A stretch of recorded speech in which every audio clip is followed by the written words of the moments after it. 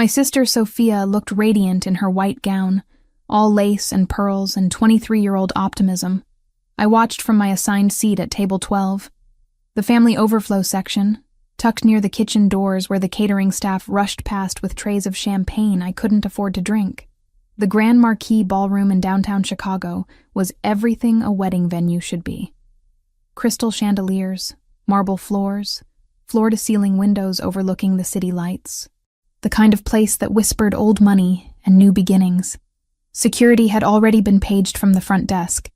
The badge check had flagged him, and 2 guards were on their way. I'd left Lily with Camilla 3 hours ago, my 5-year-old daughter's disappointed face still fresh in my mind. She'd wanted to come, to wear the burgundy dress we'd found at the thrift store, to see Aunt Sophia get married. But Camilla, my best friend and lifesaver, had convinced me otherwise. Formal weddings and kindergartners didn't mix well. Better to keep Lily home where she could watch her favorite movies, and avoid the family scrutiny that would inevitably fall on me. The scrutiny had started the moment I walked through the doors at 7:30. Alone, 28 years old, single mother, wearing a dress I'd bought 2 years ago that still looked decent if you didn't examine the hem too closely. My cousin Vanessa had swept past me in the receiving line, her designer maternity gown showing off a 7-month pregnancy that she wore like a crown. Her husband, my ex-husband, had given me a nod so brief it barely qualified as acknowledgement. Tyler, the man who'd walked out when the pregnancy test came back positive, who'd married my wealthy cousin 6 months later, who now stood across the ballroom looking like he'd never made the biggest mistake of his life. Meanwhile, I worked 12-hour shifts at Ann and Robert H. Lurie Children's Hospital of Chicago, came home to a daughter who asked why she didn't have a daddy, and tried not to calculate how many extra shifts I'd need to cover next month's rent. "Jessica, darling, you came alone?" My mother's voice carried that particular tone that managed to sound concerned and disappointed simultaneously. She'd appeared at my table during the cocktail hour, my father trailing behind her with the same uncomfortable expression he always wore when forced to acknowledge his daughter's failures. "We'd hoped you might bring someone. There are several eligible men here from the Martinelli family. You remember them, don't you? They own that restaurant chain." "I'm fine, Mom." I'd forced a smile I didn't feel. "Lily sends her love to Sophia." "Oh, yes. The baby." My mother's use of the word baby for my 5-year-old daughter spoke volumes. "Camilla's watching her, I assume? Such a shame you can't afford a real nanny." They'd moved on before I could respond, circulating among guests who actually mattered. Family who'd made something of themselves. My older sister Lauren and her surgeon husband. Cousins with graduate degrees and stock portfolios. And then there was me, the pediatric nurse who'd dropped out of med school when she got pregnant, who lived in a 1-bedroom apartment in a neighborhood that was optimistically described as up and coming. I tapped 911 and left the line open in my pocket, letting the dispatcher triangulate while the building's doorman was alerted by a neighbor's text. Giovanni begged me not to formalize a report yet, not until we knew which faction would retaliate fastest. Dinner had been interminable.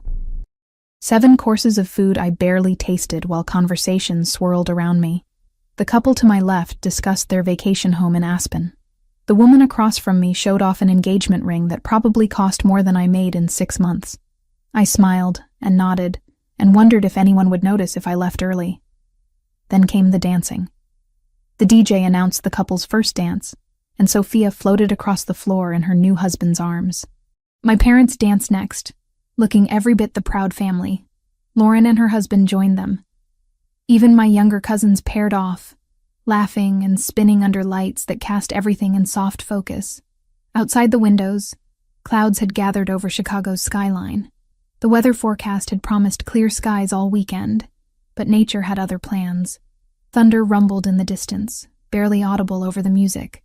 Within minutes, water began streaming down the glass in sheets, turning the city lights into abstract streaks of color. "May I have this dance?" Tyler's voice behind me made every muscle in my body tense. I turned to find him standing there alone, Vanessa presumably taking a bathroom break, or holding court somewhere with her gaggle of admirers. "No, thank you." I kept my voice level. Professional. The same tone I used with difficult parents in the pediatric ward. "Come on, Jess." For old time's sake. He was using that boyish charm that had worked on me once upon a time. before I'd realized charm was all he had to offer. We can be adults about this. We are being adults. I'm declining your invitation. I turned back toward the dance floor, hoping he'd take the hint and leave. He didn't. You know, it doesn't have to be like this between us. I know I made mistakes, but Tyler, I stood, suddenly exhausted by the entire charade. Go back to your pregnant wife. Dance with her. Leave me alone. My pregnant wife who's carrying my legitimate child, he said. And there it was, the cruelty that lurked beneath his charm. Unlike the mistake that cost you your medical degree, I should have slapped him, should have caused a scene, should have done anything other than stand there while he walked away, rejoining Vanessa, who'd appeared at the edge of the dance floor. She looked at me across the room, one hand on her rounded belly, and smiled a victor's smile. The music shifted to something slower, more romantic. Couples filled the floor, swaying together while the storm outside matched the one building in my chest. I sank back into my chair at table 12 and tried very hard not to cry in front of 200 people who already pitied me. That's when I noticed him. He stood near the bar, apart from the crowd, but somehow commanding attention anyway. Tall, maybe 6'3", with dark hair cut short, and a body that suggested he spent serious time in a gym. His suit was black and perfectly tailored, the kind of quality you didn't find in department stores. But it was his face that held my attention. Sharp cheekbones. A jaw that could have been carved from stone. And eyes that, even from across the ballroom, seemed to see straight through every defense I'd spent years constructing. He was watching me. Not subtly. Not with the passing curiosity of a stranger at a wedding. He was studying me with an intensity that should have made me uncomfortable, but instead sent a completely different kind of shiver down my spine. I looked away first, heat rising in my cheeks. When I glanced back, he was speaking with someone from the groom's family. I recognized the older Martinelli brother who owned several Italian restaurants throughout Chicago. They exchanged a few words, and then the stranger began moving through the crowd, toward me. My first instinct was to run, to grab my clutch and make some excuse about checking on Lily. But something kept me frozen in my seat at table 12 while he crossed the ballroom with the confidence of someone who'd never been told no in his entire life. He stopped at my table. Up close, he was even more striking. Those eyes I'd noticed from across the room were light brown, almost amber in the chandelier light. A thin scar marked his chin on the right side, barely visible but somehow adding to rather than detracting from his appeal. He smelled expensive. Cedar and something darker I couldn't name. You've been sitting alone all evening, he said. His voice carried a slight accent that made me think of old movies and Italian villas. That seems like a waste. I'm fine, I managed, though my pulse had picked up speed. Thank you for your concern. I don't think you are fine. He pulled out the chair beside me without asking permission and sat down. The movement was fluid, practiced. I think you're miserable, and trying very hard not to show it. The observation was so accurate it stole my breath. You don't know anything about me. I know you came alone to a family wedding where everyone else is paired off. I know that man who approached you earlier said something that made you want to disappear. I know you've been checking your phone every 15 minutes, probably thinking about leaving. His lips curved into something that wasn't quite a smile. Am I wrong? That's very observant of you. I set my phone down, suddenly aware of how transparent I must be. Are you a friend of the bride or groom? Neither. Business associate of the Martinellis. He gestured toward the family I'd seen him speaking with. They invited me. Giovanni Fioreldi. He extended his hand. I took it, and his palm was warm against mine, his grip confident without being aggressive. Jessica Reed. Jessica. He said my name like he was tasting it. The bride's sister. The one who came alone. Word travels fast. In certain circles, everything travels fast. He released my hand, but didn't move away. I have a proposition for you, Jessica Reed. This should have been where I made my excuses and left. Where I remembered I was a single mother with responsibilities and bills, and no room in my life for mysterious strangers with expensive suits and dangerous eyes. Instead, I heard myself say, "What kind of proposition?" Giovanni leaned closer, his voice dropping low enough that only I could hear over the music. Dance with me. Pretend to be my wife for the rest of the evening. Let everyone here see that you're not alone, not pitied, not forgotten. I stared at him. You want me to pretend to be married to you? To a complete stranger? Why not? It solves both our problems. His expression remained neutral, but something flickered in those amber eyes. My family is relentless about wanting me to settle down. Your family clearly enjoys reminding you that you're single. We could help each other. That's insane. Perhaps. He stood, offering his hand again. But the next song is starting, and your ex-husband is watching us from across the room with a very interesting expression on his face. So what do you say, Jessica? Will you dance with me and let everyone think you belong to someone who actually appreciates you? The smart answer was no. The responsible answer was no. The safe answer was definitely no. I took his hand and stood. One dance. That's all. His smile was devastating. We'll see about that. Giovanni led me onto the dance floor with the confidence of someone who'd done this 1,000 times before. His hand settled at the small of my back, warm through the thin fabric of my dress, while his other hand clasped mine with surprising gentleness. For a man built like he could break things without effort, his touch was remarkably controlled. You dance well, I said as we began moving to the music. He moved like someone who'd been trained, each step precise and effortless. My mother insisted on lessons when I was young. She believed a man should know how to lead properly. Something flickered across his face when he mentioned her. She passed away 2 years ago. Cancer. I'm sorry. The words felt inadequate, but they were all I had. She would have liked you. Giovanni's amber eyes met mine. She had strong opinions about women who could stand on their own feet, who didn't need a man but chose one anyway. Is that what you think I'm doing? Choosing you? I couldn't help the slight edge to my voice. We just met. This is pretend. For now. His hand pressed slightly more firmly against my back, guiding me through a turn. But pretend has a way of becoming real when two people are honest about what they want. I should have pulled away. Should have reminded him this was temporary. A single dance to save face in front of people whose opinions shouldn't have mattered. Instead, I found myself moving closer, drawn by the warmth of him, and the way he looked at me like I was worth looking at. The song shifted into another slow melody. Around us, couples continued swaying. I caught glimpses of familiar faces watching us with varying degrees of surprise. My mother's eyebrows had climbed toward her hairline. Lauren looked intrigued rather than judgmental for once. And Tyler was staring from his position near the bar with an expression I couldn't quite read. Your ex-husband is very interested in our dance, Giovanni observed quietly. How do you know he's my ex? The way he looked at you when he approached earlier. Like he owned something he'd thrown away and suddenly wanted back now that someone else was picking it up. Giovanni's jaw tightened fractionally. Men like that are predictable. You don't know anything about him. I know he abandoned you when you needed him most. I know he married your cousin out of spite or convenience. And I know he's not worth the tears you've been holding back all evening. Giovanni's voice remained level, but steel ran beneath the calm surface. Am I wrong about any of that?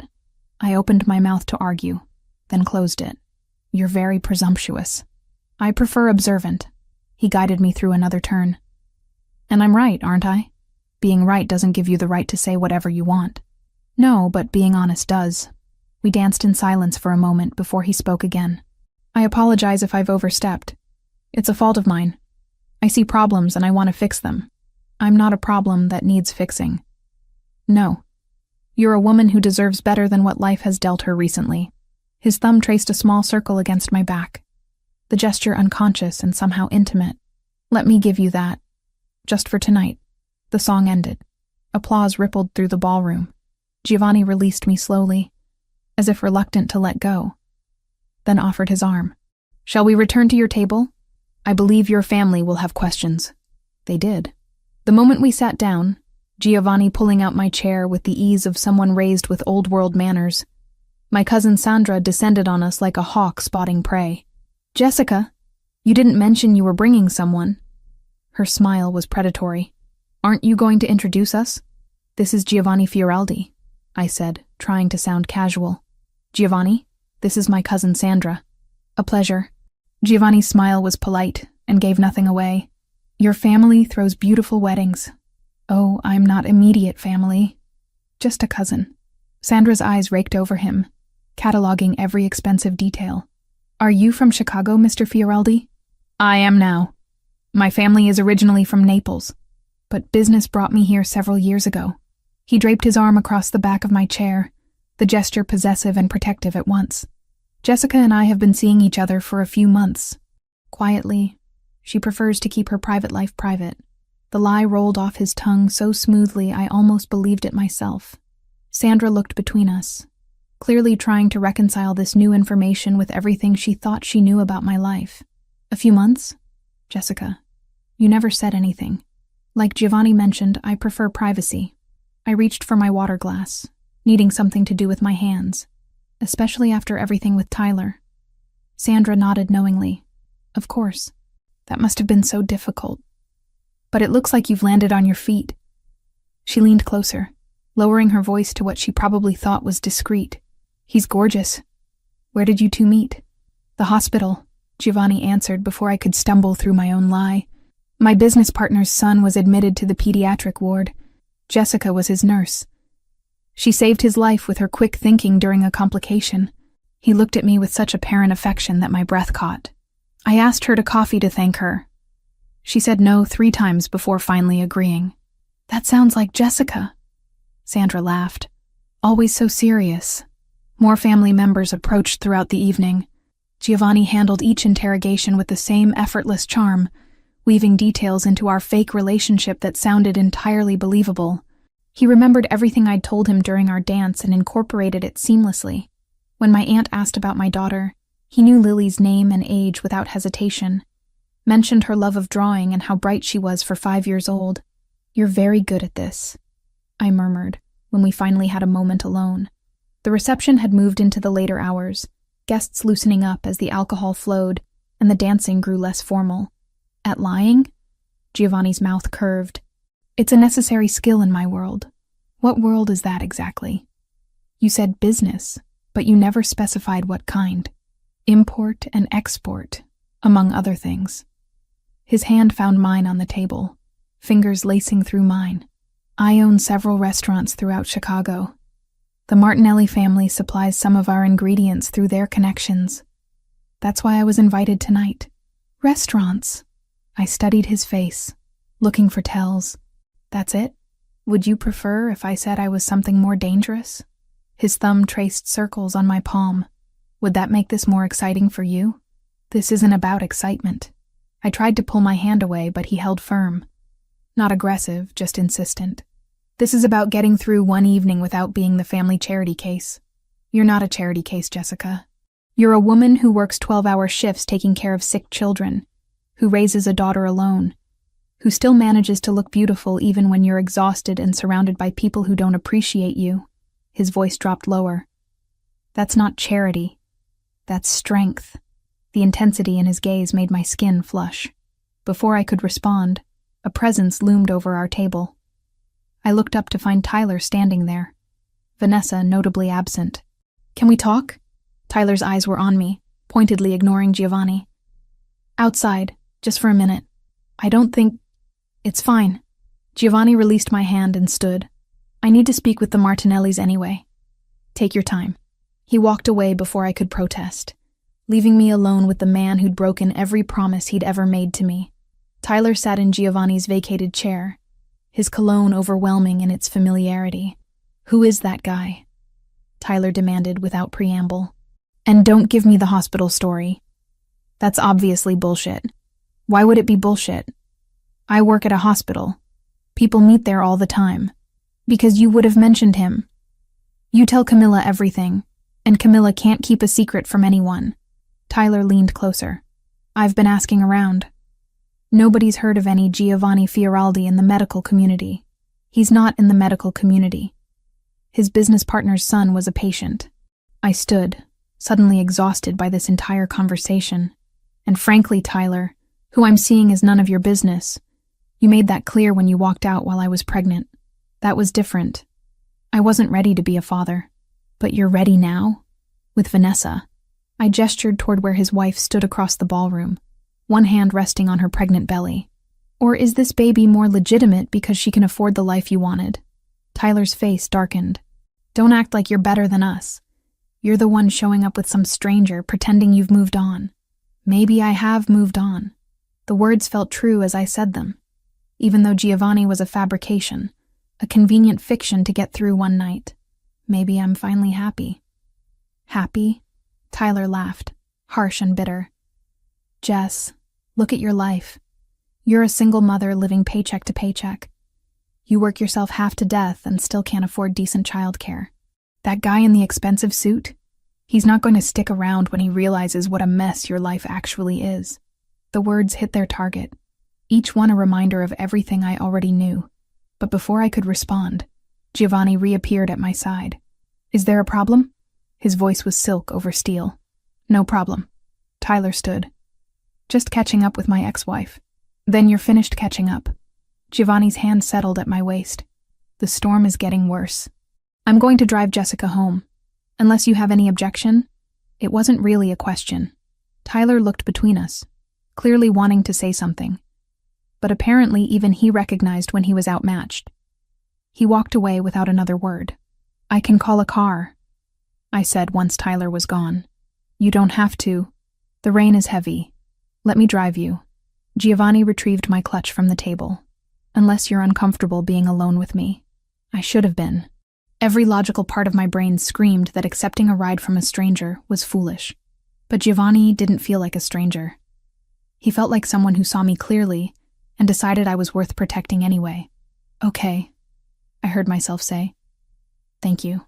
The SUV waiting outside was sleek and black, a driver already behind the wheel. Giovanni opened the back door for me, and I slid across leather seats that probably cost more than my monthly salary. He climbed in beside me, close but not crowding, and gave the driver my address before I could even ask how he knew where I lived. Your cousin Sandra mentioned it earlier, he explained, reading my expression. The building near the park. She was very proud of herself for knowing. The drive through Chicago's rain-soaked streets gave us privacy the ballroom hadn't afforded. City lights streaked past the tinted windows, turning everything into abstract art. Thank you, I said finally. For tonight. For what you did. It was mutually beneficial. Giovanni turned to face me, his features half in shadow. But I meant what I said earlier. About continuing this arrangement. For a few weeks, until your family stops asking questions, and mine stops pressuring me about marriage. That's insane. You said that before. And yet you agreed to dance with me. His hand found mine in the darkness between us. Think about it practically, Jessica. You need breathing room from family expectations. I need the same. We can help each other. By lying to everyone we know. By giving ourselves space to exist without constant judgment. He squeezed my hand gently. A few weeks, that's all. After that, we can stage a quiet breakup. No one gets hurt. Everyone gets relief. I knew I should say no. Knew this was a terrible idea that could only end badly. But sitting in that car, still feeling the ghost of his hand at my back from our dance, I found myself considering it. I have a 5-year-old daughter, I said finally. She can't know about this. I won't confuse her with fake relationships. Agreed. This stays between adults, and if either of us wants out, we walk away. No drama, of course. Giovanni reached into his jacket and withdrew a business card. Think about it. Call me if you decide you want to take me up on the offer. The car pulled up to my building. Giovanni walked me to the door despite the rain, waited until I was inside, then returned to his vehicle. I watched from the lobby as the SUV disappeared into Chicago's stormy night. The card in my hand felt heavier than it should. I should throw it away. Should forget the whole evening and go back to my normal life of 12-hour shifts and mounting bills and family dinners, where I was everyone's favorite example of what not to do. Instead, I tucked the card into my clutch and headed upstairs, already knowing I was going to make a terrible decision. Monday morning arrived with the sharp buzz of my alarm at 6. I dragged myself out of bed after 3 hours of restless sleep, my mind still replaying Saturday night in fragments. Giovanni's hand at my back. The way Tyler's face had darkened when he saw us together. That business card.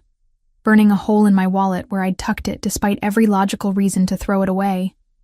Lily was already awake when I checked her room, building something elaborate with her blocks while humming a song I didn't recognize. She looked up with those blue eyes that were pure Tyler genetics, though thankfully that's all she'd inherited from him. "Morning, baby. Did you have fun with Camilla on Saturday? We made cookies and watched the princess movie 3 times. She abandoned her blocks to wrap her arms around my legs. "Camilla said you went to Aunt Sophia's wedding. Was it pretty?" "Very pretty." I kissed the top of her head, breathing in the baby shampoo scent that clung to her hair. "Get dressed while I make breakfast, okay? We have to leave in 40 minutes. The 12-hour shift at Lurie Children's started at 7 sharp. I dropped Lily at her kindergarten program by 6:30, then fought Monday morning traffic to reach the hospital with 3 minutes to spare. The pediatric ward welcomed me with its familiar chaos of beeping monitors, worried parents, and the antiseptic smell that had become as common as breathing. My phone started buzzing before I'd even finished morning rounds. Text after text from family members who'd apparently spent their Sunday discussing my mysterious appearance at the wedding with a man none of them had known existed. My cousin Sandra. "Call me ASAP, need details about Giovanni." Lauren. "Mom is losing her mind. Who is he? Why didn't you tell anyone?" Even my mother, who barely texted, had sent a terse message. "We need to talk about Saturday night. Your father and I are very concerned." I silenced my phone and shoved it into my scrubs pocket. Whatever fallout was coming from Saturday's performance could wait until I wasn't responsible for keeping small humans alive. The morning passed in a blur of IV checks, medication rounds, and comforting a 7-year-old girl who'd come in with a severe asthma attack. By noon, I'd managed to push thoughts of Giovanni and his ridiculous proposal to the back of my mind. This was my real life. Sick kids and overworked nurses and making I save children for a living, which pays enough to survive, but never enough to quiet the worry. I was updating a patient chart when Tyler appeared in the hallway outside the nurse's station. He shouldn't have been able to get past security without a patient relation. But Tyler had always been good at talking his way into places he didn't belong. "We need to talk." He planted himself in front of me, blocking my path. "Now. I'm working." I tried to step around him. "And you're not supposed to be up here without authorization." I told them I was visiting my daughter. His jaw was tight, that vein in his temple throbbing the way it always did when he was angry. "Which I should be able to do, by the way. You never let me see Lily. You never asked to see Lily." I kept my voice low, aware of the other nurses pretending not to listen. "And she's not a patient here, so that excuse won't hold up if security checks." Tyler moved closer, lowering his voice to match mine. "Who is Giovanni Fioraldi? And don't give me that hospital story again. I've been asking around. Nobody in Chicago's medical community has heard of him. Maybe because he's not in the medical community. Maybe because his life doesn't revolve around impressing people in your social circle." I finally managed to step around him. "Now leave before I call security myself. Is he paying you?" The question stopped me cold. I turned back slowly. "Is that what this is? Some arrangement where he gives you money and you show up at events pretending to be his girlfriend?" The accusation stung more than it should have. "Get out, Tyler. Because that would make sense. You need the money. He clearly has it. And you've never been above taking handouts when it suited you. I've never taken a dime from you or anyone else." My hands clenched into fists at my sides. "I work for everything I have. Everything Lily has. So whatever fantasy you've constructed where I'm some desperate woman selling herself for financial security, you can keep it to yourself. Then what is he?" Tyler demanded. "What does he want from you? Nothing you ever wanted. Apparently that includes basic respect." I turned toward the nurse's station. "Security, please. We have an unauthorized visitor." Tyler left before security arrived, but not before shooting me a look that promised this conversation wasn't over. I spent the rest of my shift shaking, adrenaline making my hands unsteady enough that I had to ask another nurse to help with a particularly tricky IV insertion. The shift ended at 7. I picked up Lily from the after-school program, listened to her chatter about the art project they'd done, and drove us home through evening traffic that gave me too much time to think about Tyler's accusations, about Giovanni's card still in my wallet, about how close I was to calling that number and agreeing to something I knew was a terrible idea. Camilla was waiting when we got home at 8, as she did every Tuesday evening, our weekly tradition of dinner together, the only real social life I had outside of work and motherhood. She'd brought Chinese takeout and that particular expression that said she had questions I wouldn't want to answer. So, Camilla waited until Lily was occupied with her egg rolls before leaning across my kitchen table. Sandra called me today. And Lauren. And your mother. All wanting to know if I knew about this Giovanni person you're apparently dating. I'm not dating him. I pushed lo mein around my plate without eating it.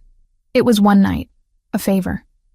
We danced at the wedding and pretended to be together so my family would stop treating me like the resident failure. A favor. Camilla's dark eyebrows climbed toward her hairline. Jess. Nobody does favors like that for strangers. What does he want? He wants his family to stop pressuring him about getting married. I want my family to stop pitying me. It was mutually beneficial. Was. Is. I corrected myself, then immediately regretted it. Maybe. He suggested we continue the arrangement for a few weeks, just until everyone stops asking questions. Camilla sat back in her chair. This is insane. You know this is insane, right? I'm aware. I finally met her eyes, but you weren't there Saturday night. You didn't see the way everyone looked at me, or the way Tyler acted like he had any right to an opinion about my life. For one evening, I felt like someone who mattered. Is that really so terrible? Not terrible. Just dangerous. Camilla reached across the table to squeeze my hand. Promise me you'll be careful. Promise me if this guy turns out to be bad news, you'll walk away. I promise. The lie came easily. I was already planning to call Giovanni the moment Camilla left. She stayed until 9:30, helping me get Lily bathed and into bed. After she left, I cleaned the kitchen and tried to convince myself that calling Giovanni was a mistake. That continuing this farce would only make things worse when it inevitably fell apart. I was still debating with myself at 10:15 when someone knocked on my apartment door. Heavy, insistent. Not the friendly tap of a neighbor borrowing sugar. I checked the peephole. 2 men stood in my hallway. Both looked like they'd come straight from central casting for a crime drama. Dark clothes, cold expressions. One had a tattoo creeping up his neck that I could see even through the fisheye lens. Jessica Reed. The taller one spoke with an accent I couldn't place. Russian, maybe. We need to talk about Giovanni Fioraldi. Every instinct screamed at me not to open that door. I don't know who you're talking about. We saw the photos. From the wedding. The second man held up his phone, showing me an image I recognized.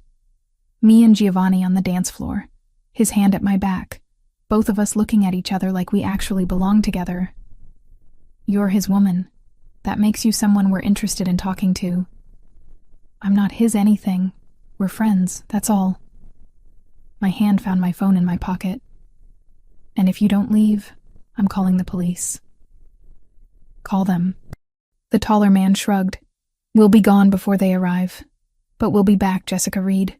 And next time, we hope you'll be more cooperative. Mr. Volkov doesn't like being ignored. I was done being a currency. If they had ever used my name to trade favors, I needed to be present to bankrupt its value.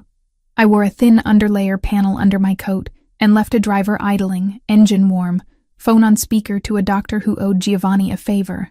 They walked away before I could respond. I stood frozen behind my locked door, heart hammering, phone clutched in my shaking hand. I had no idea who Mr. Volkov was or what these men wanted with Giovanni.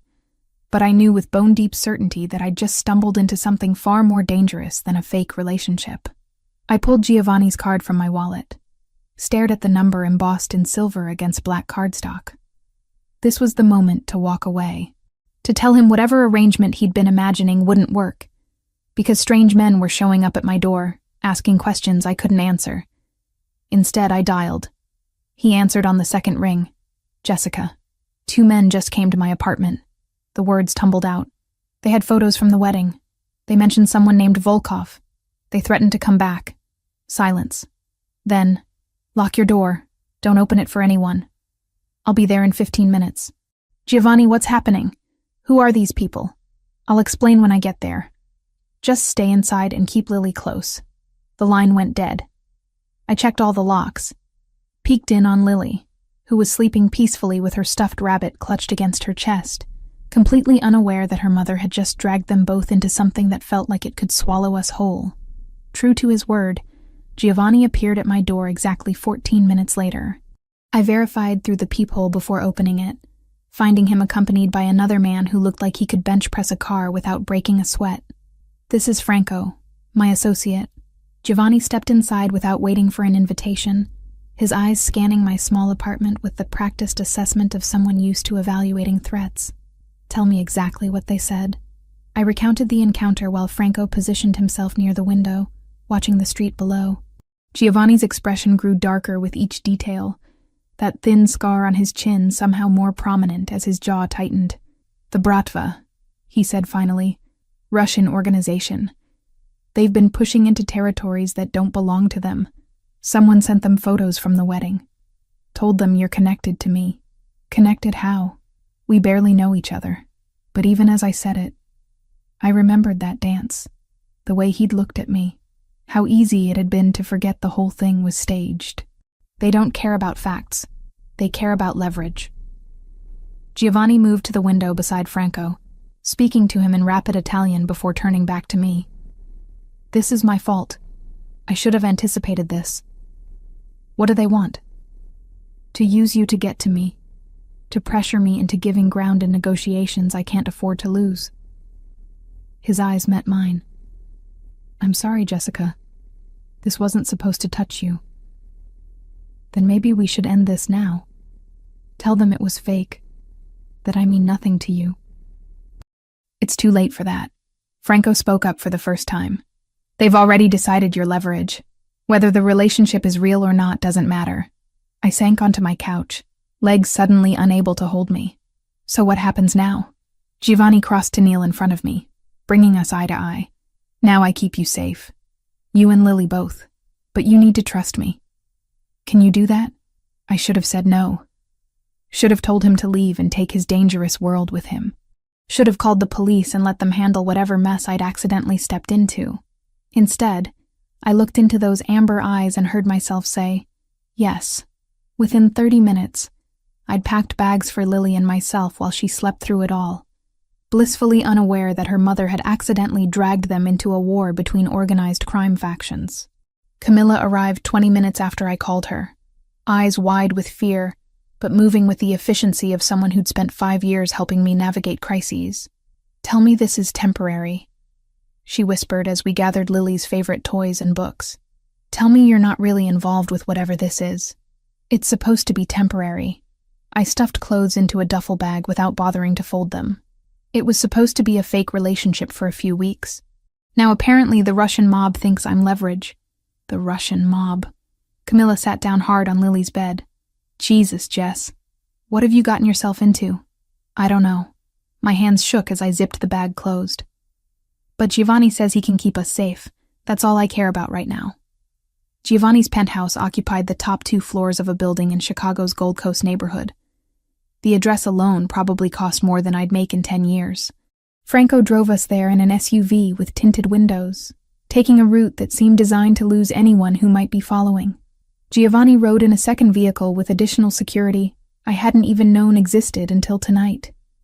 The elevator required a key card to access the penthouse levels. When the doors opened, I stepped into a space that looked like it belonged in an architectural magazine. Floor-to-ceiling windows overlooked Lake Michigan. Modern furniture in neutral tones. Art on the walls that I suspected wasn't prints.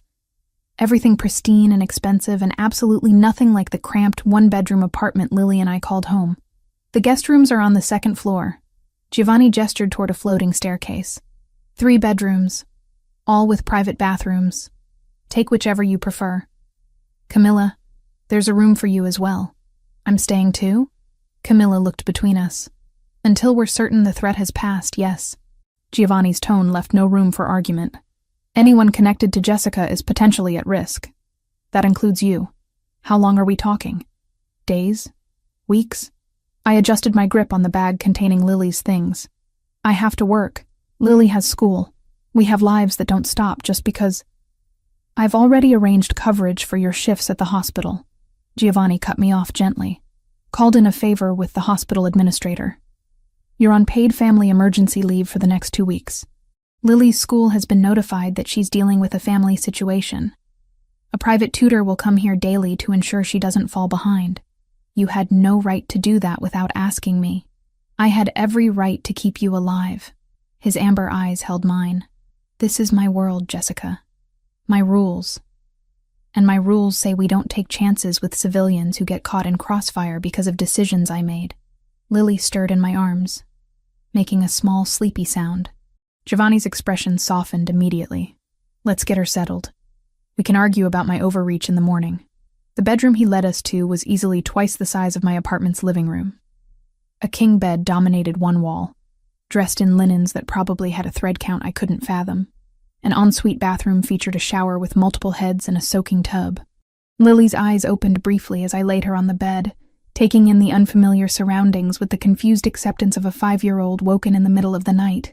Where are we? She mumbled. At a friend's house, baby. We're having a sleepover. I brushed hair from her forehead. Go back to sleep, okay? She was out again within seconds, clutching her stuffed rabbit. Giovanni stood in the doorway, watching us with an expression I couldn't quite read. She's beautiful, he said quietly. She has your eyes. She has her father's everything else. I tucked the blanket around her shoulders, which is probably for the best. At least she got his cheekbones. I doubt that's the best she got. Giovanni stepped into the room, moving with surprising quiet for someone his size. He stopped beside the bed, looking down at Lily with genuine interest, rather than the polite disinterest most childless adults showed. How old did you say she was? 5. She'll be 6 in March. I smoothed the blanket one more time, needing something to do with my hands. She's smart. Top of her class in reading. Loves drawing and dinosaurs and asking questions I don't always know how to answer. Like what? Like why her daddy doesn't come see her? Or why some kids have 2 parents and she only has 1. The words came out rougher than I intended. She stopped asking as much after Tyler got remarried. I think even at 5, she understood that ship had sailed. Giovanni's jaw tightened. He's a fool. He's a lot of things. Fool is probably the kindest. We stood there in silence, watching Lily sleep. It felt strangely intimate, this shared vigil over my daughter, like we were partners in her protection rather than strangers thrown together by circumstances neither of us had planned. I should let you rest. Giovanni moved toward the door. If you need anything, there's an intercom system. Just press the button and someone will respond. Giovanni, I stopped him before he could leave. Thank you for all of this. I know I don't fully understand what's happening or why, but thank you for keeping her safe. Something flickered in his eyes. I'll always keep her safe, Jessica. Both of you. That's a promise. The next 3 days blurred into a surreal existence that felt nothing like my real life. I woke Wednesday morning to find Lily already up and exploring the penthouse with the fearless curiosity of childhood. Camilla was in the kitchen making breakfast while Giovanni conducted a meeting via phone in his study, speaking rapid Italian that sounded both beautiful and vaguely threatening. A pediatrician arrived at 10 to give Lily a complete checkup. I stood by, reflexively ready to intervene, but the doctor was gentle and thorough, and clearly accustomed to working with anxious mothers. Giovanni appeared halfway through the exam, asking intelligent questions about Lily's vaccination schedule and whether her recent cold had fully resolved. You remember I mentioned a cold? I asked after the doctor left, giving Lily a clean bill of health. You told me she'd missed school 2 weeks ago because of it. At the wedding. Giovanni handed Lily a tablet loaded with educational games. I pay attention when people tell me things, Jessica. Thursday brought the private tutor, a cheerful woman named Mrs. Patel, who had Lily reading and practicing math within minutes. Giovanni sat in on part of the lesson, then surprised both of us by helping Lily with a drawing project afterward. He drew with the competence of someone who'd had training, creating a surprisingly detailed sketch of a horse that had Lily demanding he teach her the technique. My mother insisted on art lessons, he explained, guiding Lily's small hand to show her how to shade properly. She believed a well-rounded education included beauty as well as business. I watched from the kitchen where Camilla and I were pretending to discuss meal planning while actually observing Giovanni with my daughter, the way he crouched to her level when speaking to her, how he praised her efforts without condescending, the patience he showed when she asked the same question 3 times in different ways. He's good with her, Camilla murmured. Surprisingly good. I know. That scared me more than the Russian mob somehow. because Lily was already asking when we'd visit Mr. Giovanni's house again, already drawing pictures that included a tall man with dark hair standing beside us, already filling a father-shaped hole I'd tried for 5 years to pretend didn't exist. The sexual tension I'd felt at the wedding intensified with proximity. Giovanni worked from home those 3 days, conducting business from his study while I tried to occupy Lily and avoid dwelling on how aware I was of him in every room. The way he moved, how he smelled like cedar and expensive soap. The timbre of his voice when he spoke Italian on the phone, passionate and commanding in ways that made my skin flush. We'd have dinner together each evening, the 4 of us around his massive dining table. Giovanni would ask Lily about her day, listen with genuine interest to her rambling stories about the tutor and the games she'd played with Camilla. Then, after Lily went to bed, we'd sit on his terrace overlooking the lake and talk about things that had nothing to do with fake relationships or Russian threats. He told me about his mother, Sophia, who died when he was 33, how cancer had stolen her slowly, giving him months to say goodbye but never enough time, how she'd made him promise to find someone who challenged him, who wouldn't just accept his world, but would push him to be better within it. "She would have liked you," he said Thursday night, our 3rd evening on the terrace. "She had strong opinions about women who stood on their own feet, who worked for what they had. She came from nothing, you know. Married my father when she was 19 and turned herself into the kind of woman who could hold her own in his world." "What world is that?" I'd been wanting to ask since Tuesday night. "You keep referring to your business, but you've never actually told me what you do." Giovanni took a long sip of the wine he'd been nursing. "I own restaurants. 4 locations throughout Chicago, all Italian cuisine. That much is true and legal. But I also oversee operations that aren't listed on any business license, territory that my father secured and I've maintained, arrangements with other organizations that keep Chicago running smoothly for those who know where to look. Your Mafia, it wasn't a question. I prefer to think of it as community organization with flexible ethics." His mouth curved slightly. "But yes, if you need a simple label. My family has been involved in Chicago's less legitimate operations for 3 generations. The restaurants are real. Everything else lives in the shadows. And the Russians want those shadows for themselves. They've been pushing into territories that traditionally belong to Italian families, testing boundaries, using violence where my father would have used negotiation." He set down his wine glass. "I'm trying to maintain peace. They see that as weakness." Friday afternoon, Franco appeared in Giovanni's study where I'd been reading while Lily napped. His expression was grim. "We've identified the leak," he said without preamble. "The source of the photos. The one who told the Bratva about Jessica." Giovanni stood from behind his desk. "Who?" "Her cousin, David Reed. He's been working with the Russians for 6 months, feeding them information about families they might leverage. When he saw the wedding photos on your aunt's social media, Jessica, he recognized an opportunity." My stomach dropped. "David? My cousin David?" Franco nodded. "He told the Bratva about your relationship with Giovanni, even mentioned that it started as a pretense. But Dmitry Volkov, their leader, decided you were still useful leverage regardless. Where is David now?" Giovanni's voice had gone cold. "That's the other problem. The Russians have him. They're holding him as insurance. If we move against them, they'll kill him to send a message." I sat down heavily. David. Stupid, gambling-addicted David who never could hold a job. Who'd asked to borrow money at Thanksgiving and gotten angry when I'd said no. Who apparently sold out his own family to criminals to cover whatever debts he'd accumulated. "We can't just leave him there," I heard myself say. "Even if he's an idiot, he's still family. He put you and Lily at risk." Giovanni's expression was unreadable. "Family doesn't end where loyalty begins, Jessica. Maybe not, but it doesn't end where stupidity begins either." I looked up at him. "What would your mother have wanted you to do?" The question landed. Giovanni's jaw worked for a moment before he turned to Franco. "Set up a meeting with Volkov. Tell him I want to discuss terms." "That's exactly what he wants," Franco warned. "I know, but we're going to give it to him anyway." Giovanni's eyes met mine. "Because apparently, I'm developing a conscience at the worst possible time." The warehouse sat in Chicago's industrial district, close enough to the water that I could smell the lake even through the SUV's filtered air. Friday evening had turned cold. clouds hanging low and threatening rain that hadn't quite started falling. Giovanni sat beside me in the back seat, his presence both comforting and terrifying in equal measure. "You don't have to come inside," he said for the third time since we'd left the penthouse. "Franco and I can handle this. They used me as leverage. I should be there when you negotiate my freedom." I checked my phone, seeing the message from Camilla confirming Lily was asleep and asking when I'd be home. Home. Like the penthouse had become that in just 5 days. Besides, you said it yourself. Your mother would want you to show them I'm not just some pawn they can manipulate. My mother would have a lot of opinions about this situation.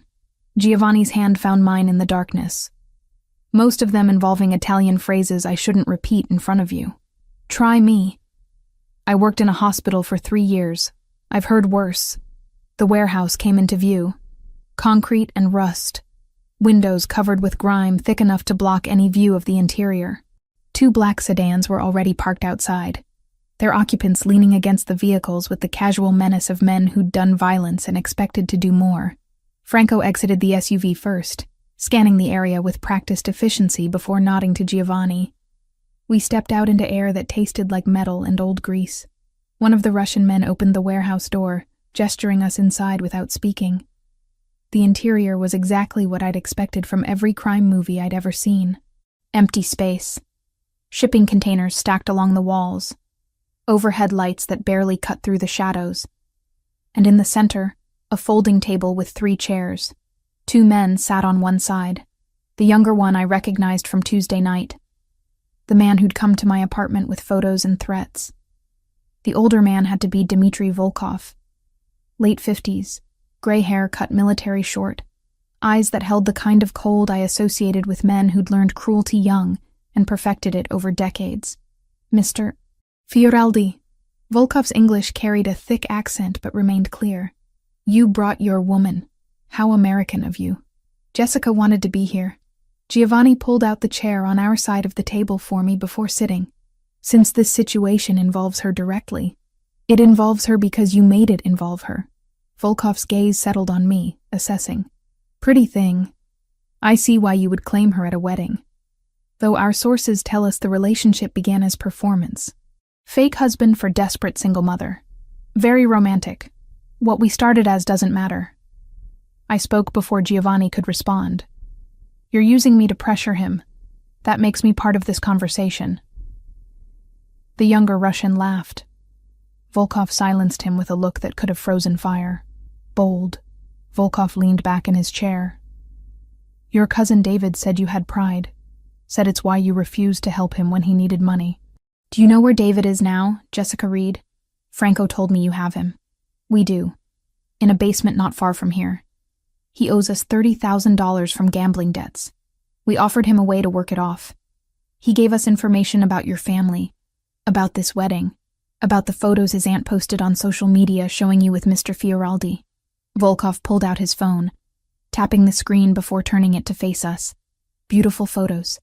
You look very happy together." The image showed Giovanni and me on the dance floor. The way we were looking at each other, even I had to admit it didn't look staged. It looked real, like 2 people who'd found something worth holding on to. David made his choices. Giovanni's voice carried steel beneath the calm surface. "What he owes you is between you and him. But Jessica is between you and me." Volkov pocketed his phone. "And that makes her valuable. So let's discuss terms. You have territory in the financial district that we want. 3 blocks. You give us those blocks. We release David. And we forget about using pretty nurses as leverage." "No." The word came from me before I'd consciously decided to speak. Both men turned to look at me with identical expressions of surprise. "You don't get to threaten people's families and then negotiate like that's reasonable behavior." "Jessica," Giovanni started. "No." I stood, adrenaline overriding every survival instinct that screamed at me to stay quiet. "You want to intimidate Giovanni? Fine, that's your world. But you came to my apartment. You threatened my home where my 5-year-old daughter sleeps. You're holding my idiot cousin who made terrible decisions but doesn't deserve whatever you're doing to him in that basement." My hands braced against the table. What kind of men threaten children? What kind of organization builds power by terrorizing women in their own homes? Volkov stared at me. The warehouse had gone silent, except for the distant sound of traffic outside. You think you can shame me? His voice remained level, but something dangerous flickered in his eyes. We are not in business of shame, Miss Reed.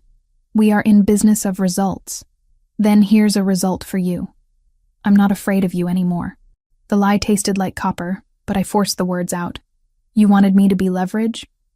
You wanted Giovanni to cave because he's protecting me? Well, congratulations. You've made me understand exactly what kind of people you are. And I'm telling you right now, I'd rather watch everything fall apart than give you 1 inch of what you want through fear. Giovanni stood slowly, positioning himself slightly in front of me. Jessica speaks for both of us, but I'll offer you something better than capitulation. You want territory? Take the 3 blocks in the financial district. But in exchange, the Bratva agrees to a formal peace treaty. No more civilian threats. No more kidnapping cousins. No more showing up at apartments where children live. You would give us what we want? Volkov looked between us, clearly trying to find the trap. I would give you something I was already planning to phase out. Those 3 blocks are scheduled for major redevelopment. Commercial property values are about to tank when the city announces the new zoning laws next month. Giovanni's expression remained neutral. You want them? Take them. Deal with the headache of managing them when they become worthless. Meanwhile, we establish clear boundaries. You stay on your side. We stay on ours. And civilians remain off-limits for both organizations. Volkov was quiet for a long moment. Then he looked at me again. Your woman has courage. Foolish courage, but courage nonetheless. He stood. We accept your terms. 3 blocks. Peace treaty. Civilians are off-limits. He extended his hand to Giovanni. And for what it's worth, Mr. Fioraldi, if this relationship truly started as performance, I suggest you make it real. Women who speak truth to power are rare. My wife was one. I was smart enough to keep her. The handshake happened quickly. Terms were agreed upon with the efficiency of men who understood how these arrangements worked. David would be released within the hour, deposited at a hospital with instructions not to contact his family for 6 months. The 3 blocks would transfer to Bratva control by the end of the week. We walked out of that warehouse into air that had started spitting rain. I made it to the SUV before my legs gave out, adrenaline crash hitting like a physical blow. Giovanni caught me, guiding me into the back seat before sliding in beside me. That was either the bravest or stupidest thing I've ever witnessed, Franco said from the front seat as we pulled away. I'm still deciding which. Both, I managed. Definitely both. You stood up to Dmitry Volkov. Giovanni turned to face me. Do you understand how rare that is? How few people have ever spoken to him that way and lived to tell about it? I wasn't thinking about living. I was thinking about Lily sleeping in your penthouse, about David being tortured in a basement, about how tired I am of men with power deciding who gets hurt and who gets protected. My hands shook. I'm a pediatric nurse, Giovanni. I save children for a living, which pays enough to survive, but never enough to quiet the worry. He kissed me. One moment I was spiraling into panic, and the next his mouth was on mine. Hot and demanding and tasting like everything I'd been trying not to want since Saturday night. His hand cupped my jaw, thumb tracing my cheekbone while his other arm wrapped around my waist, pulling me closer across the leather seat. I kissed him back, poured 5 days of tension and fear and unexpected connection into it. His lips moved against mine with a confidence that suggested he knew exactly what he was doing, and my body responded with an enthusiasm that should have embarrassed me, given Franco was 3 feet away pretending very hard not to notice. When we finally broke apart, both breathing hard, Giovanni rested his forehead against mine. I've wanted to do that since you looked up at me from table 12 and agreed to dance, he said quietly.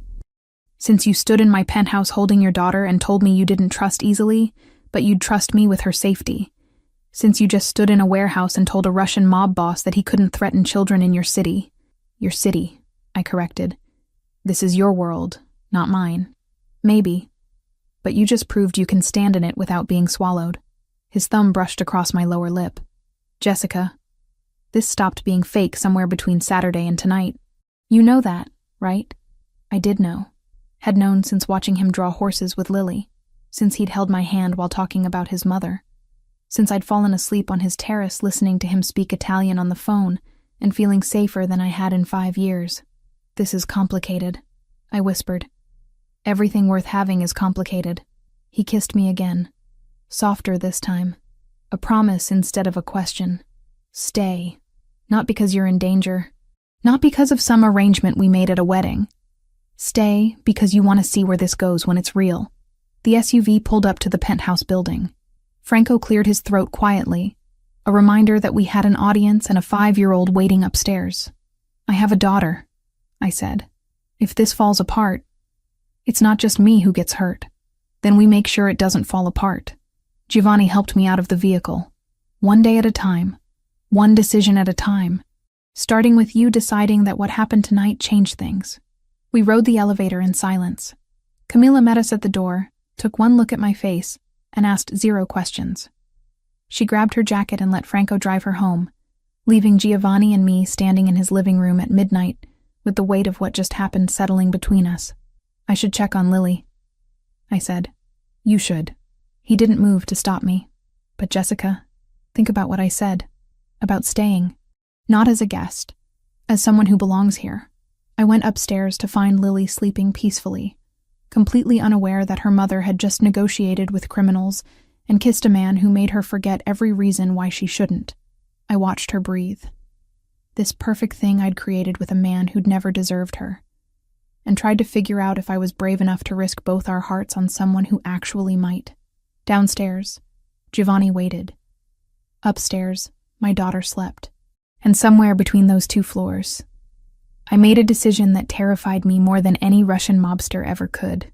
I was falling in love with Giovanni Fioraldi, and for the first time since Tyler walked out, I was going to let myself see where that fall might lead.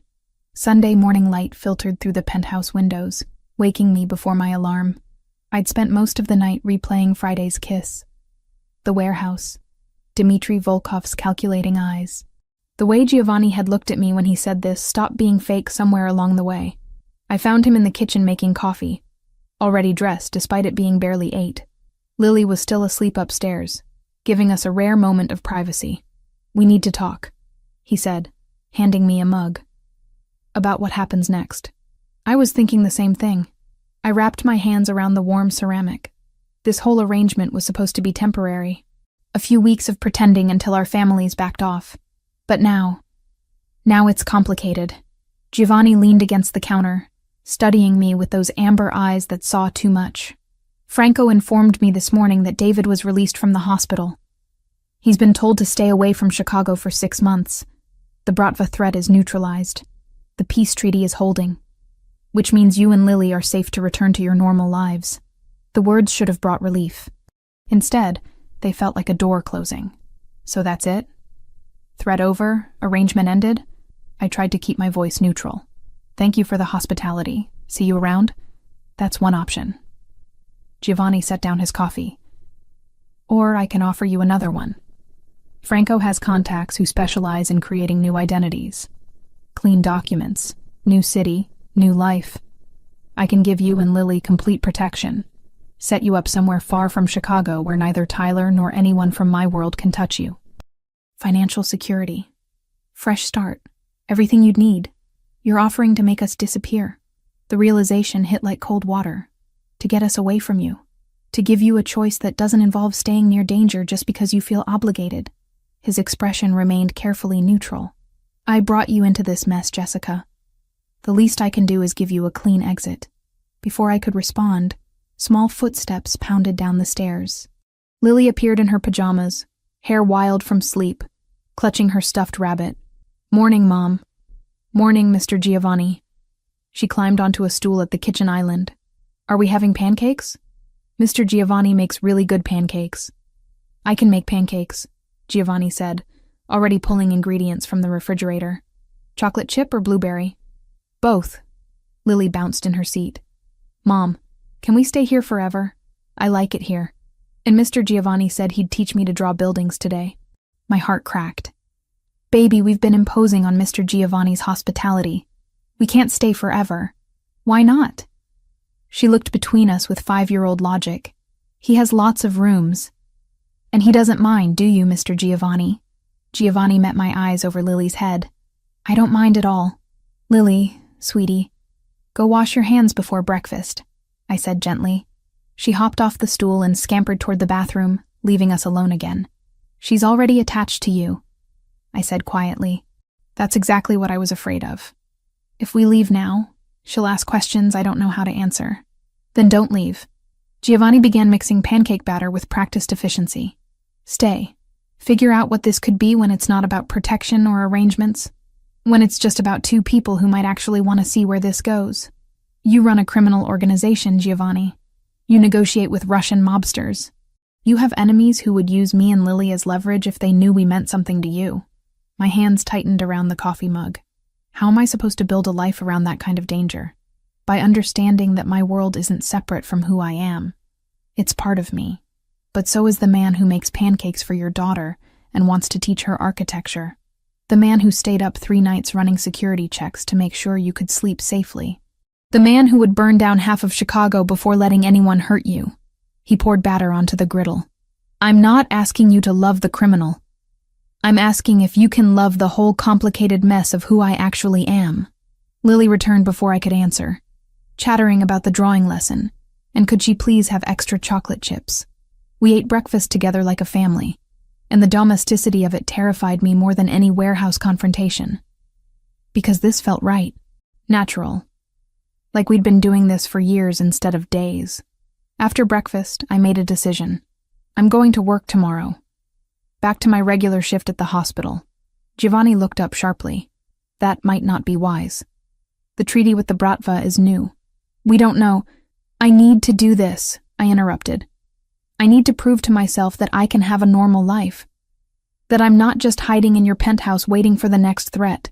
If this is going to work, if we're going to work, I have to maintain some part of who I was before all this. He studied me for a long moment. Then you'll have a driver. And security at the hospital. Non-negotiable. Fine. I'd learned to pick my battles. But invisible security. I don't want armed guards following me through the pediatric ward. Monday morning arrived with familiar routine. I dropped Lily at kindergarten, kissed her goodbye, and headed to Lurie Children's for my first shift in over a week. The hospital greeted me with its usual chaos. Sick children, worried parents. The antiseptic smell and beeping monitors that had become my second home. My supervisor pulled me aside first thing. Jessica, good to see you back. How's the family emergency? Resolved. Thank you for being understanding. Of course. We were actually contacted by one of our major donors about your situation. Generous man.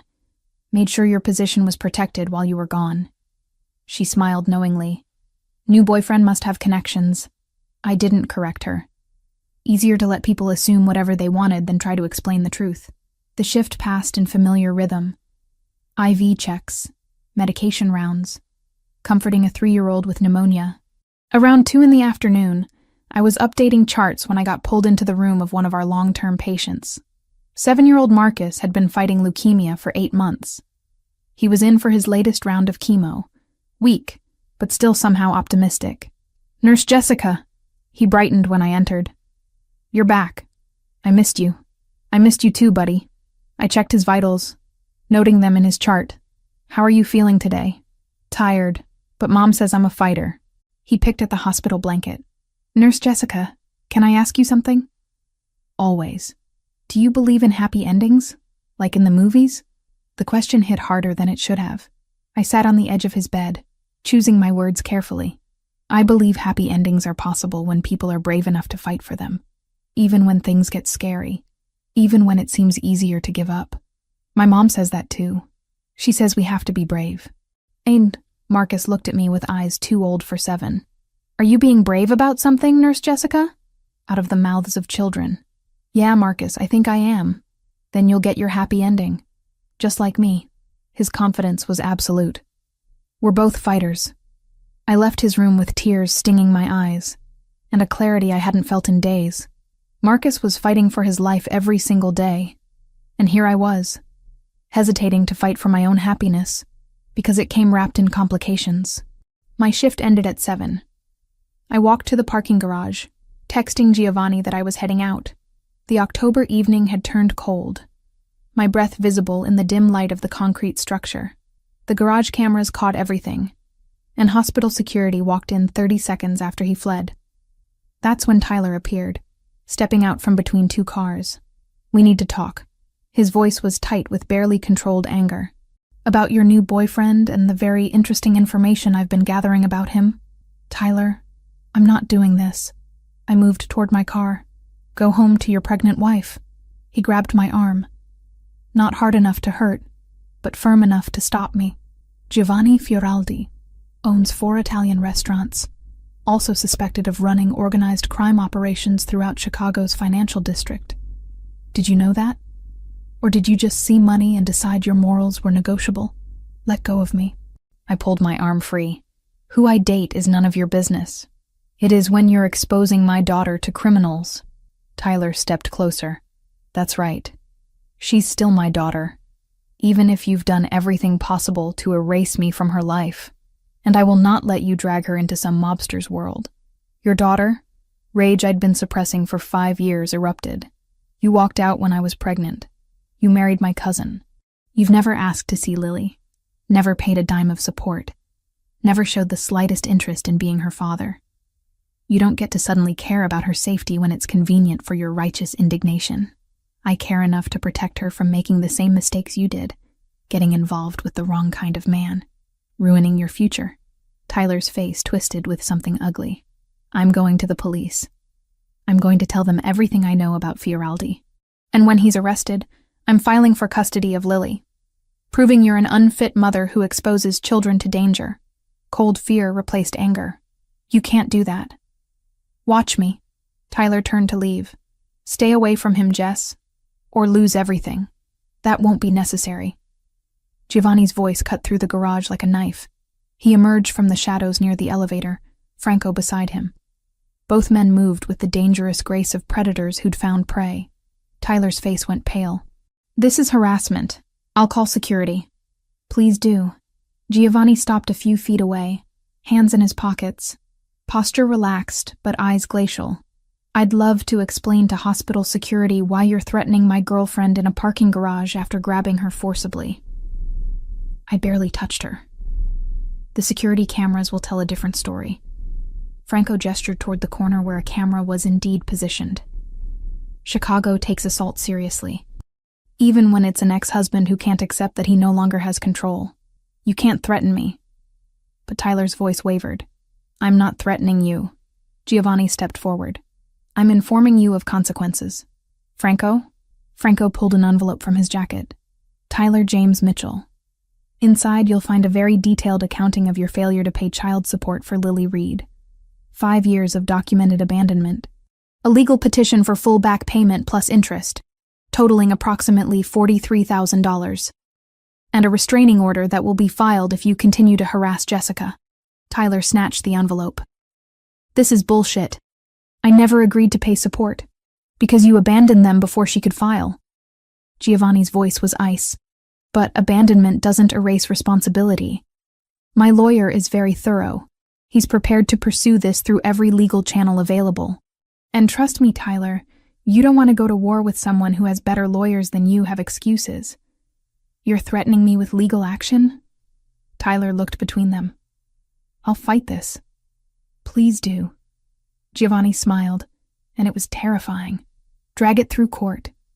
Let a judge examine your complete absence from your daughter's life. Let them see how you married Jessica's cousin 6 months after walking out on a pregnant woman. Let them decide who the unfit parent actually is. You can't.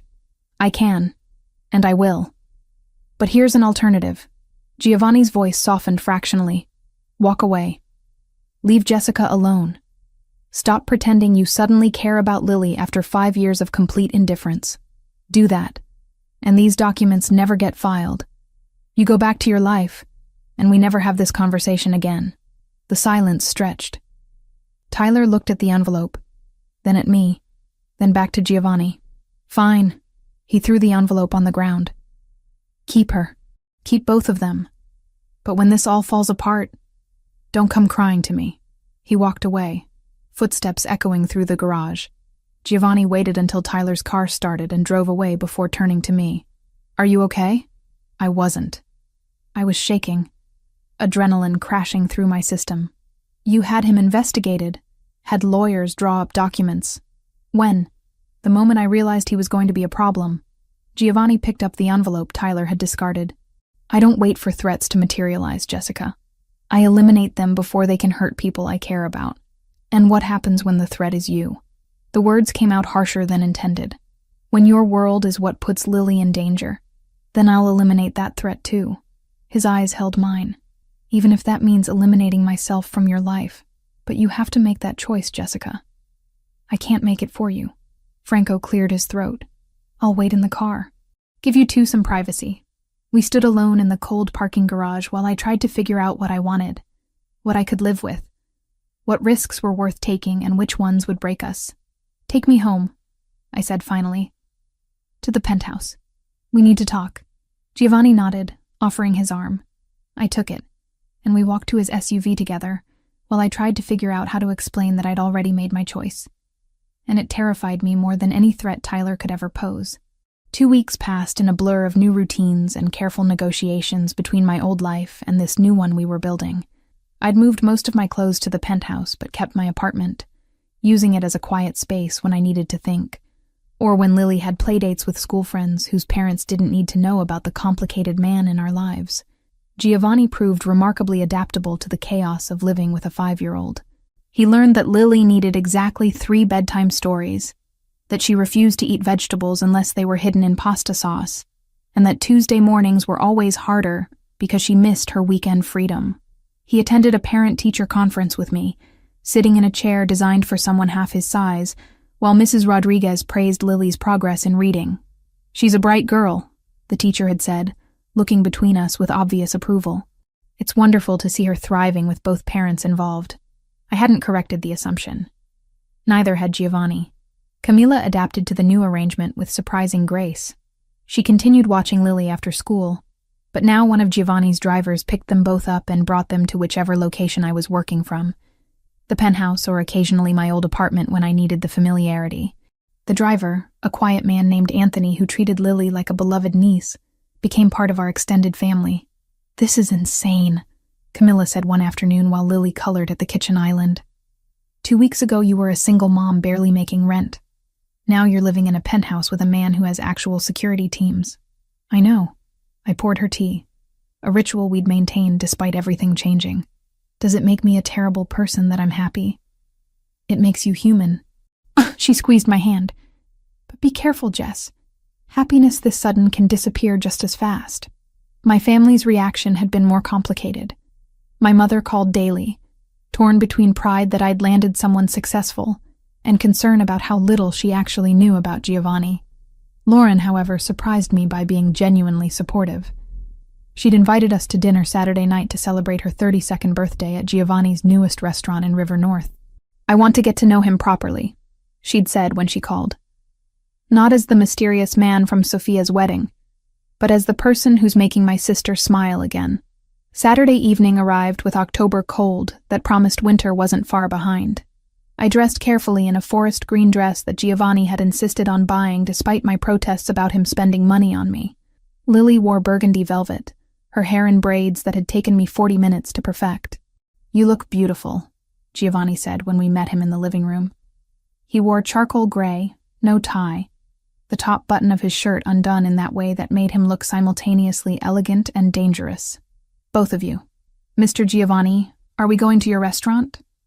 Lily bounced excitedly. "The one with the really good breadsticks." "A different one. This one specializes in northern Italian cuisine." He crouched to her level. "But I made sure the chef prepared special breadsticks just for you." The restaurant, Fioraldi's River North, occupied a corner building with floor-to-ceiling windows overlooking the Chicago River. Warm light spilled onto the sidewalk, and even from outside I could hear the gentle buzz of conversation and laughter. Giovanni had reserved a private dining room for the family dinner, giving us space away from the main restaurant. Lauren and her husband Daniel arrived first. My sister looked elegant as always, her dark hair styled in waves that probably cost more than my weekly grocery budget. But her smile when she hugged me was genuine. Happy birthday, I said, handing her the gift I'd spent too long selecting, a first edition of her favorite childhood book that I'd found at a used bookstore. Jess. She opened it carefully, eyes going wide. This must have cost. It didn't. I know a guy. I winked. The important thing is you love it. Daniel shook Giovanni's hand with the assessing grip of a surgeon who spent his days holding people's lives in his hands. Good to finally meet you properly. Lauren's been very curious. As she should be. Giovanni's response was smooth. I'd be suspicious too if my sister suddenly appeared with someone new. My parents arrived next. My father uncomfortable in a suit he clearly didn't wear often. My mother already scanning the room with critical eyes. They'd met Giovanni briefly at Sophia's wedding, but this was different. This was them evaluating whether the man dating their daughter was worthy. Mr. and Mrs. Reed. Giovanni greeted them with old-world courtesy. Thank you for joining us to celebrate Lauren's birthday. It's your restaurant, my mother said, accepting his hand. We should be thanking you for hosting. Sophia and her new husband arrived fashionably late, glowing with newlywed happiness. The last to enter was Vanessa, her pregnancy now impossible to ignore at 8 months. She came alone, Tyler notably absent, and the sight of her made my chest tighten with complicated emotions. Jessica. She kissed my cheek with perfunctory affection. You look well. So do you. It wasn't entirely true. She looked exhausted, the kind of bone-deep tired that went beyond pregnancy. How are you feeling? Large, uncomfortable. Ready for this to be over. Her hand rested on her swollen belly. Tyler sends his regrets. Business trip. The lie was obvious. Tyler was avoiding this dinner specifically to avoid Giovanni and me. Part of me was grateful. Part of me wanted him to see what he'd walked away from. Dinner was served in courses, each more exquisite than the last. Giovanni had clearly instructed his chef to impress, and they'd succeeded. The conversation flowed easily once the initial awkwardness faded. My father, who rarely spoke about anything personal, found himself discussing architecture with Giovanni. Lauren and Daniel asked intelligent questions about the restaurant business. Even my mother seemed charmed by the way Giovanni ensured everyone's wine glass stayed full, and how he'd arranged for Lily to have her own special mocktail in a fancy glass. But it was watching Giovanni with Lily that seemed to win them over completely. She'd grown sleepy after dinner, curling against his side on the upholstered bench. He'd adjusted automatically, one arm around her small shoulders, continuing his conversation with my father, while absently stroking her hair, in a gesture so natural it looked like something he'd done 1,000 times before. He's good with her, Lauren murmured to me when we stepped away to use the restroom. I didn't expect that. Neither did I. I checked my reflection, smoothing my dress. But he is. He's patient and kind, and he treats her like she matters. Because she does matter. To him. Lauren met my eyes in the mirror. Jess, I've been worried about you for years. Watching you work yourself to exhaustion, raising Lily alone, never letting anyone help. But seeing you tonight? You're different. Lighter. Like you're finally letting yourself be happy. I'm trying.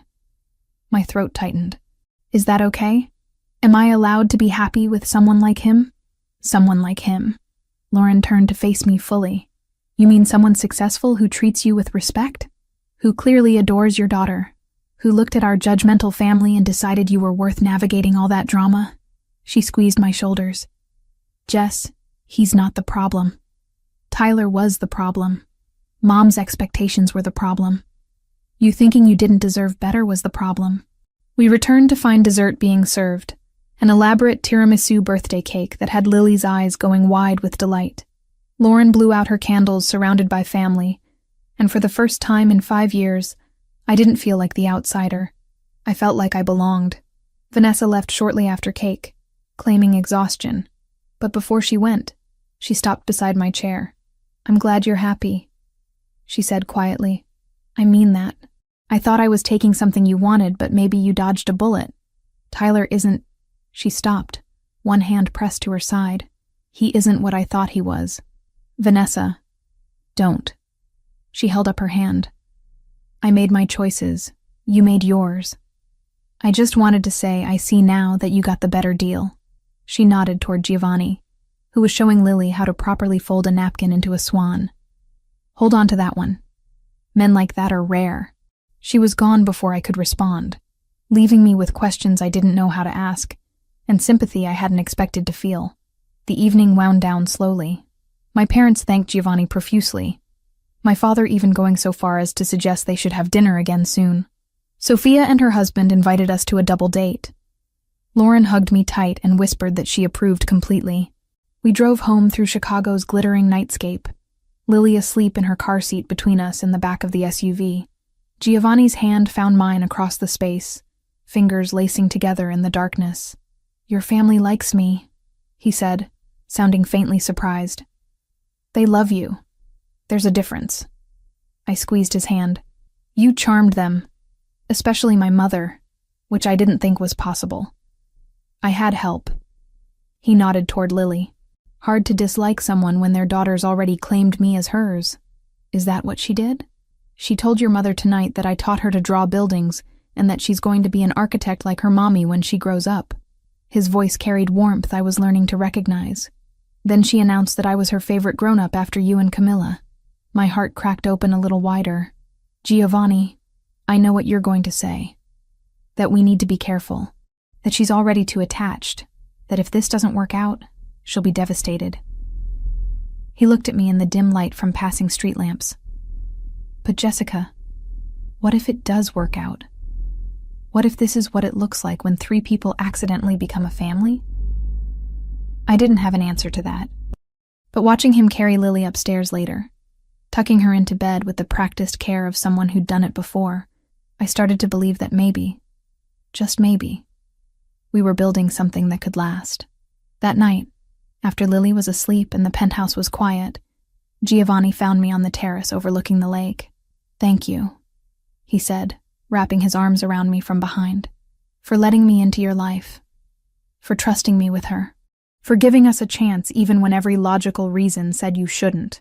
Thank you for making it impossible not to." I leaned back against his chest. "For the past 2 weeks. For tonight. For every moment you prove that fairy tales might actually exist if you're brave enough to believe in them."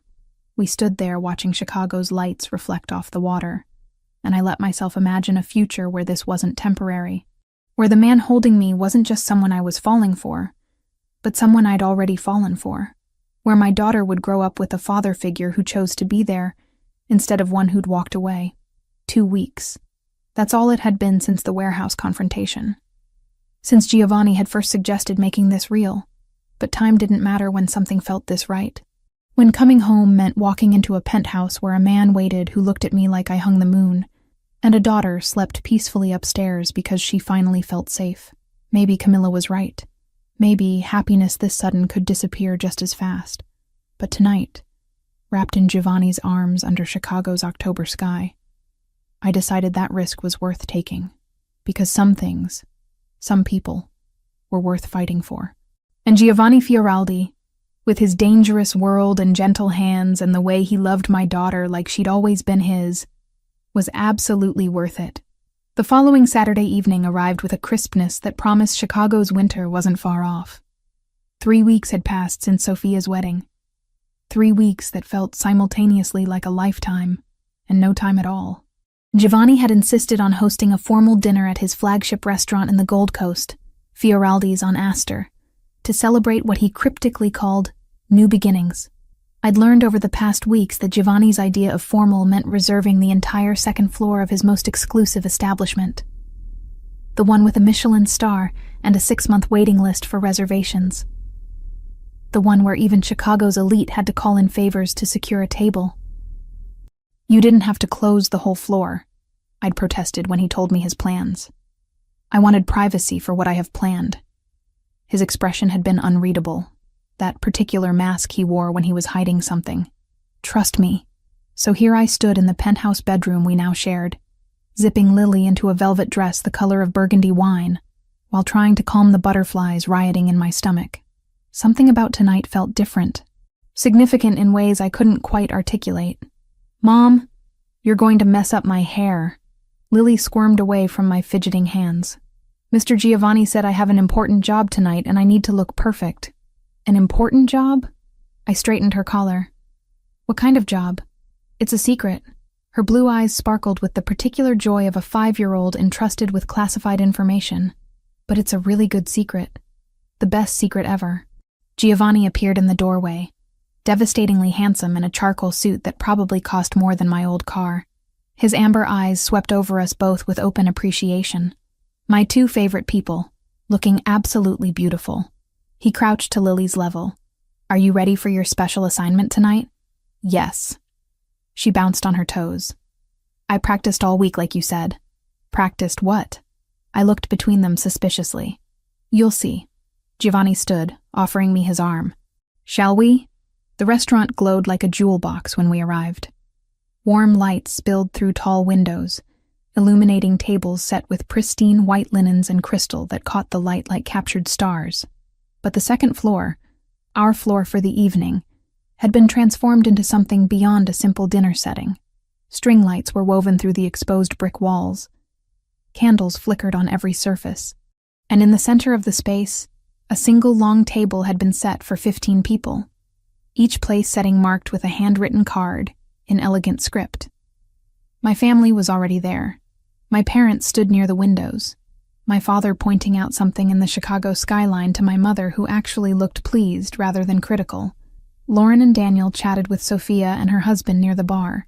Even Vanessa had come, her pregnancy now impossible to ignore at nearly 9 months, looking exhausted but present. Jessica. Sophia rushed over to hug me, glowing with newlywed happiness. I'm so glad you're here. Giovanni said this was important. I don't actually know what this is, I admitted. That's because you're terrible at letting people surprise you. Lauren joined us, kissing my cheek. Just relax and enjoy whatever Giovanni's planned. Knowing him, it'll be spectacular. Camilla emerged from the kitchen entrance, her presence surprising me. You didn't think I'd miss this, did you? She hugged me tight. Giovanni called me 3 days ago. Said I needed to be here for something special. Everyone's conspiring against me, I muttered, but couldn't help smiling. Franco was the last to arrive, accompanied by his wife Maria, whom I'd met twice before. He gave Giovanni a subtle nod that seemed to communicate something important before taking his seat. If everyone could sit, Giovanni announced, his voice carrying that natural authority that made people listen. We have much to celebrate tonight. The meal began with courses that showcased the chef's mastery. Each dish was explained by Giovanni himself, who moved between his role as host and restaurateur with practiced ease. He'd seated me at the head of the table, himself to my right, Lily to my left. My family surrounded us, filling the space with conversation and laughter that felt genuine rather than obligatory. Halfway through the main course, my mother leaned across the table. Giovanni, this is extraordinary. Jessica's very lucky to have found someone so accomplished. I'm the lucky one, Mrs. Reed. Giovanni's hand found mine under the table. Your daughter reminds me daily that accomplishment means nothing without someone to share it with.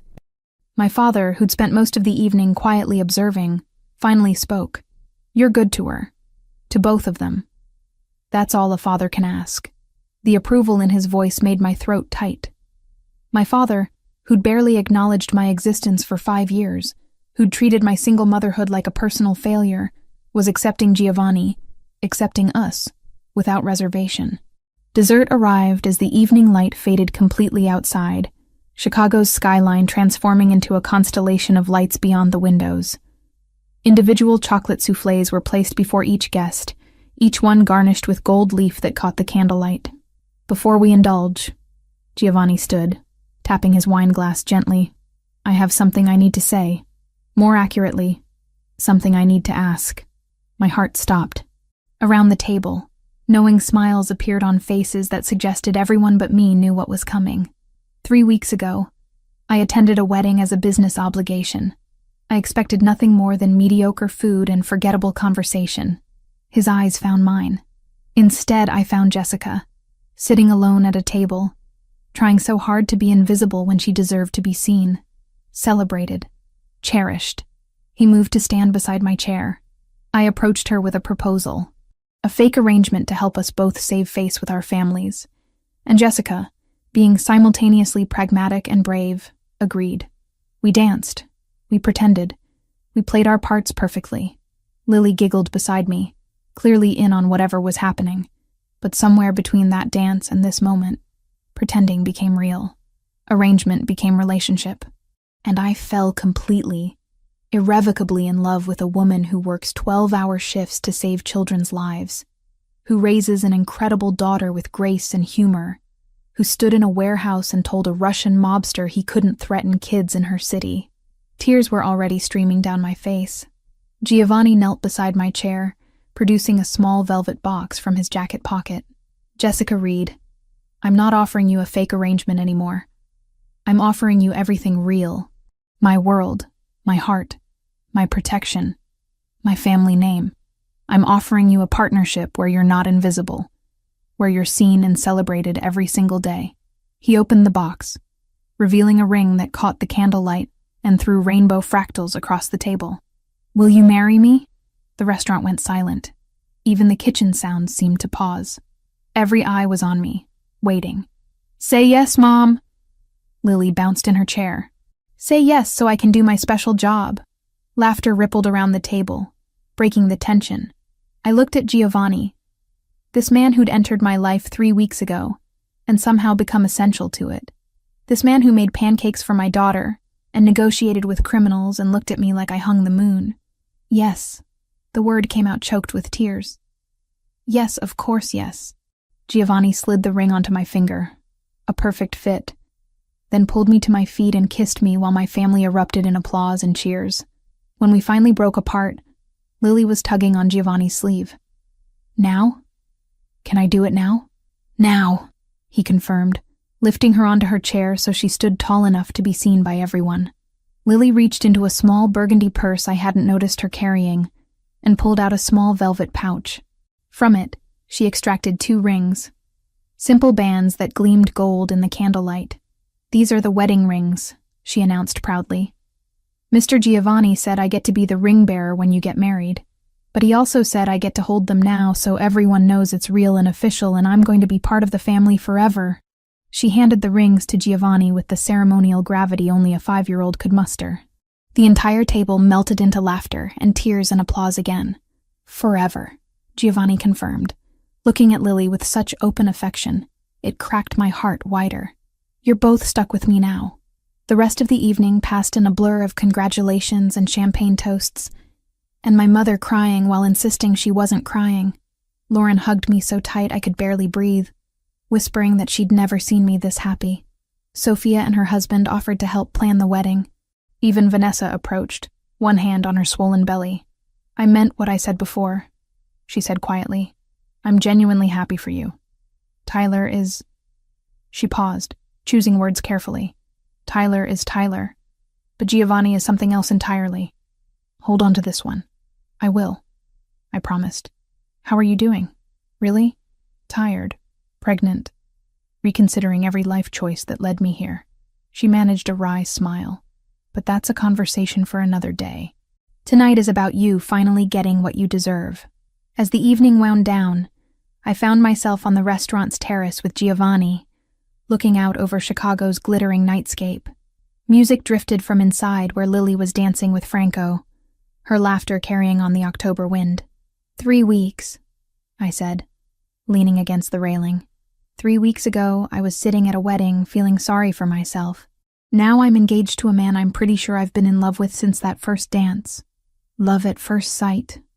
Giovanni wrapped his arms around me from behind. My mother always said it was possible, that souls recognize each other instantly when they're meant to. Your mother would have liked this. I covered his hands with mine. All of it.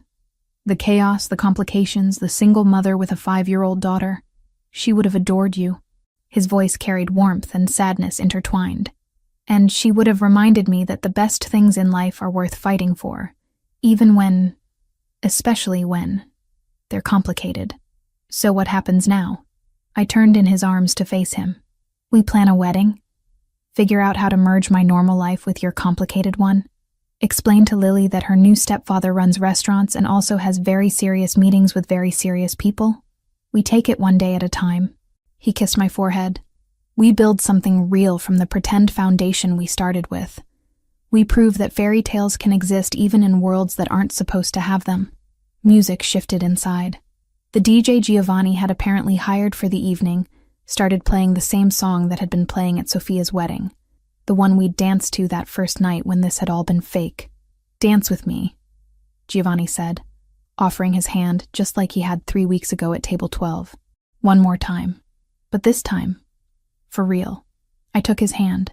We moved back inside where our families waited, where Lily spun in circles with Camilla, where my parents watched with actual happiness in their eyes, where everyone who mattered had gathered to celebrate something that had started as pretend and become the most real thing in my life. Giovanni pulled me onto the dance floor. His hand settled at my back in that same spot it had found 3 weeks ago. But this time, there was no pretense. No arrangement. No fake relationship to help us save face. This time, it was just a man who'd seen me when I felt invisible, and a woman who'd learned that sometimes the best things in life come wrapped in complications you never expected. "I love you," I whispered against his chest as we swayed to music and laughter and the sound of my daughter's joy. "I love you both," he replied. "My family, my home, my everything." 3 weeks. That's all it had taken for my entire world to transform. For a fake husband at a wedding to become the real partner I'd spend my life with. For a man I'd barely known to become the father my daughter deserved. And standing there in Giovanni's arms, surrounded by everyone who mattered, I finally understood what the cards might have shown if I'd been a tarot reader instead of a nurse. That sometimes, the universe puts exactly the right person in your path exactly when you need them most. That love doesn't follow timelines or logic or any of the rules we think it should. That sometimes, pretending to be someone's wife for one night can lead to actually becoming his wife for a lifetime. And that was the best kind of magic there was.